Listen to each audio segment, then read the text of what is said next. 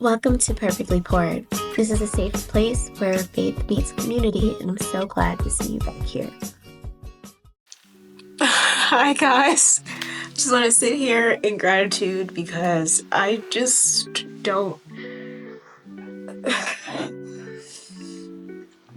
I'm sitting here in gratitude with our OG cup because this is my first ever episode that I'm dropping for the year, and I wanted to be super intentional about this. So normally I'll create an outline to keep me on task on what I talk to you guys about. This is me being super transparent, but God is calling me to be more authentic. He really has. And to stop making excuses. I had a conversation with my brother this morning on how do I persevere? I understand that I am a resilient person because of the things that I've gone through in life. I've gotten up, shook myself off, and kept going. However, when it comes to being a kingdompreneur, I'm a kingdom entrepreneur, and to break that down, the whole point of Perfectly Poured, the podcast, is to not only show you guys who I am authentically, but to also increase and expand and further the kingdom. I'm showing you a glimpse of God's love and forgiveness and what an authentic relationship with Him looks like. And if I'm going to utilize outlines and show notes, that's not going to help me with being authentic. I have to be raw. And I am very grateful for it. This being our first episode, and this is also first episode of season 2.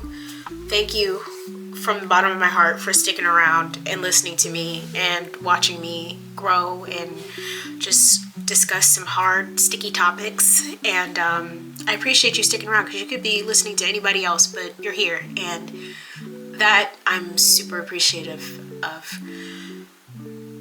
Perfectly Poured is about perfectly pouring into your hearts, into your mind, to validate who you are. And it's about pouring out the bad, you know what I mean? And allowing ourselves to be poured into. So that's what this is all about. So I have to remain completely authentic. I'm gonna let y'all know, in the beginning of the year, I think a lot of people really focus on these resolutions, these New Year resolutions, right? I was called to do something totally different. I instead did a prayer board. What am I expecting God for? Scripture says, write the vision, make it plain. And when we let the Lord know what is it that we really want, I don't like the ideology of vision board or of New Year resolution. Vision board, we'll get to that in a second, but the New Year's resolution, that's what I really don't like the idea of. And this is why. What are we resolving? Are we expecting problems already? How about we design what our future's supposed to we're co-writers with this story. God already knows the plan and the map of our lives. We have the free will to either choose to be in alignment or choose to not be in alignment. What could that look like for you or I? I'll tell you what that looks like. That looks like if we allow ourselves to follow these flesh-like desires, we reap what we sow. Therefore, that's why, you get that, whatever that looks like, that consequence of those actions happening. Sometimes it's not trials and tribulations. Sometimes it's the fleshly desires that had caused you the problem. So now you have to work on resolving it. If you use your free will to be in alignment with things that are good and true and healthy for you, not doing these things that are going to keep you in stagnation and cause you to not break these generational curses. If you're choosing to go against the flesh and go against what you've been used to, that puts you back into the alignment of what God has for you, and you live a beautiful, wonderful life. Doesn't mean that you won't experience some things, and the resolution really for that could be you going to therapy and finally healing. from whatever happened in your childhood. Hello? I'm actively doing that. So I'm not saying that as a call out, but that's something that I'm doing that so this way I could be more open to what God is trying to tell me, more open to what he's trying to show me, more open to healthy relationships and not having to have a heart full of pain and mistrust, thinking that people are out here trying to hurt me when they're not. You know what I'm saying? So that's why I don't like the idea of New Year resolutions. What I want is to be able to press in on what God has for me. And I created a prayer board. Okay, vision board. We're going to get to that. The vision board. The thing that I don't like about the vision boards is it becomes self-centered. And if you're not careful, it will become idolatry. Why? Because you're glorifying the materialistic things in life. And I'm not saying that you're not worthy of having riches and you're not worthy of having a big house or whatever it is that you desire in your heart. You are worthy of that. But if you focus on the love of money and the love of these materialistic things, you lose sight of self, you lose sight of God. And that's really not what he's trying to have us do. Materialistic things come and go, but you have to have a firm foundation. And that's why I decided to I made two things. I made a prayer board and I made a vision board, but in the center of both is God. Because that is my firm foundation. God is the reason why I'm even here. He's the reason why I am the woman I am today.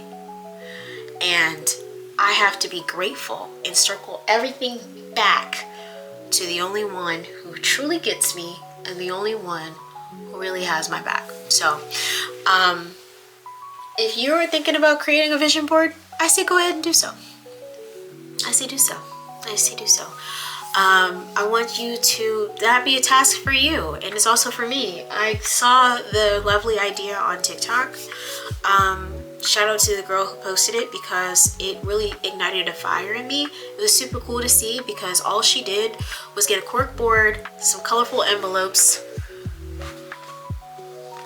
literally these peel and stick envelopes, and from Walmart, by the way, and some index cards, and you just decorate it however you want. Like I got some stickers from Dollar Tree because they're cute and they're big and extravagant. So shout out to being costly, you know, not costly but cost effective. Shout out to being cost effective.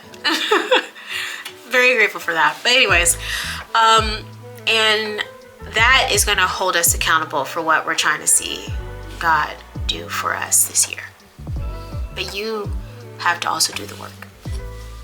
You have to do the work. You have to believe in yourself. You have to show up. And that leads me to what we're going to talk about. The art of showing up. Persevering. I asked my brother, I was talking to God. And I was just letting him know about how I felt stumped. It's already the 24th day of the month and I had experienced some obstacles and some hurdles. But of course, with fasting and praying and committing myself, I recommitted myself to him because I'm trying to have a better and firmer foundation on who I am. Because I know and I recognize that I'm the daughter of the Most High. But to silence the noise of what's going around us so I can keep my focus on him, because we don't have time to allow fear, doubt, worry, and anxiety through our doors. Like, we have to be so protective of that, and that is why. So I was like, Lord, how do I continue to persevere? Like, how do I continue to show up? And y'all, my brother called and we off the rip had a conversation, and I said the same thing. He was like, you need to show up. Just show up. That's literally it. God is literally, he has everything lined up for us. He's just inviting us to just show up. And that's what I'm choosing to do. So no more show notes. I'm just showing up. Raw and authentically. Hi, it's me.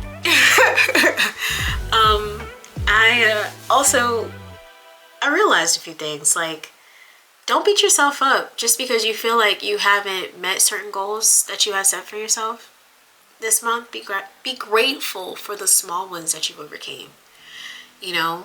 And there's true power in rest. No, don't have any excuses as to why you can't do something. But if God is simply just calling you to rest, just rest. If it's just like, it's not even so much being lazy, it's rest. There's so much power in being still. When you're able to be still, you can recuperate again.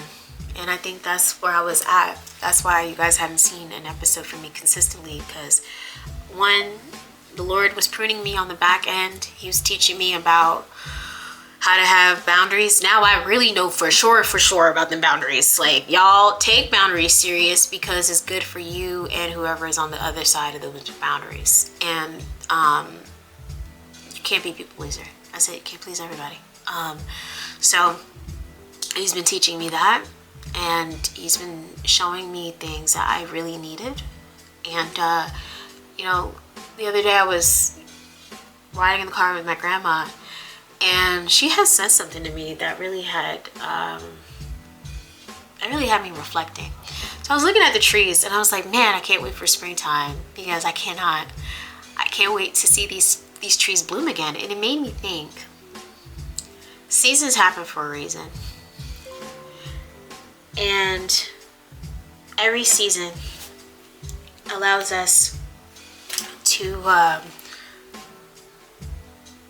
either grow or shake off old leaves to grow new ones back. Those bare bone trees, my grandma said, they still have life in them. They may look dead, but they still have life. And that is us. The trees are also us.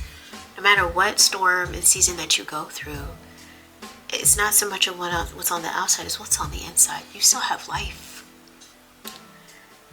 So no matter the obstacles, no matter the hurdles, no matter the seasons, when we go through the pruning season, and when it's cold and it's time for those old leaves to drop, so this way we can restore for the, rest and be still for the springtime, so that, we can flourish again. That's just like life. But either way, those trees are still showing up. They're not popping back into the ground, they're showing up. Same thing with the hydrangeas. They still show up. So that's what we're going to do. We're not even going to call it a resolution. We're just going to call it the staple. It's our staples. It's our seeds, And another exciting thing that I wanted to let you guys know, the Lord pressed in my heart to turn what would be a podcast into a community. So Perfectly Poured is now a community. It's now a faith-based community. So yes, I'll still be putting out episodes. Yes, I'm even more amped up to be more consistent. I'm not a normal creator. When I feel like I need to rest for a bit, I will, but I do feel like the Lord is pulling me to be more consistent and to show up no matter what it looks like. Because y'all, when I tell you, it took me this is like my 4th time recording. I recorded in the beginning of the year. My phone had died in the middle of me recording. Okay, recorded again. Camera had no sound. You've got to be kidding me. Why? Because I recorded in S&Q. So that thing was silent and quiet. Okay. And I was like, you know what? This ain't working. Like, Lord, this is a sign. But also, it's like, when you know that you have greatness in you and you are about to hit a breakthrough, that's when the enemy tries to cause everything in you to doubt your future and your purpose. And let me tell you something. He ain't gonna win. Why? Because I'm a child of God. He called me here to talk to you, so you can awaken the spirit that's inside you, so you can shake those dry bones and become life again. Wake up. That's what this is for. So this is what this podcast is about. So here's my ode to y'all for showing up. I'm showing up. I want you to show up. I love you guys very much. Thank you for, of course, always listening to my TED Talks. Shout out to TED Talk. Y'all need to just, book your girl, because I drop these nuggets, okay? These nuggets. So, all right, y'all. My homework for you guys is I want you guys to get yourself a prayer board. I want you to write on those index cards all the things that you are expecting of the Lord to bring into fruition. And remember, you are a co-creator. Hello? Exercise your free will in the most beautiful ways. Like, I was talking to my cousin too as well. When it comes to these vision boards and these prayer boards, understand that you are the heir to the throne, which means that God will do exceedingly and abundantly all that you ever ask or think of, as long as you bring your desires to Him. That's it. You bring it to Him, He'll bring it to fruition. So get crazy with it. Doesn't matter how big or small, tap into your imagination, because that imagination really is the faith. And that's gonna be a segment for next week. We're gonna have to get into that, because I feel like a lot of us as adults have lost the beauty of imagination, just because little Tommy in the 8th grade told you that you was being silly for having an imaginary friend. Okay, get over it. You need to tap into your imagination, because that is what being a visionary is. When you see it, it can happen, because it's supposed to happen in your heart, as long as it's a conducive imagination. I mean, I'm not talking about nothing crazy now, but what I'm saying is tap into that while you're creating your boards, and you're asking God of these beautiful things. And don't, just expect a miracle in different ways, for your family, for your friends, for your community. You want to be the blessing so people can see the blessing and enjoy the blessing. When we do that, and we allow God to be at the center of everything, not only does it, advance the kingdom, but it impacts us personally, and it impacts those that we are serving. So keep that in mind. And if this episode spoke to you guys, like always, please make sure you like, share, follow, comment, subscribe. I love to always hear what you guys think of these episodes, because they are love letters to y'all. So please let me know what y'all think in the comments. And just stay tuned for more to come. I got some exciting things lined up, and but this was the most exciting, because I haven't been able to hop in front of my camera in a hot minute and talk to y'all. So I love you. Y'all be blessed. And until next time, bring your cups so we can stay perfectly poured. Bye.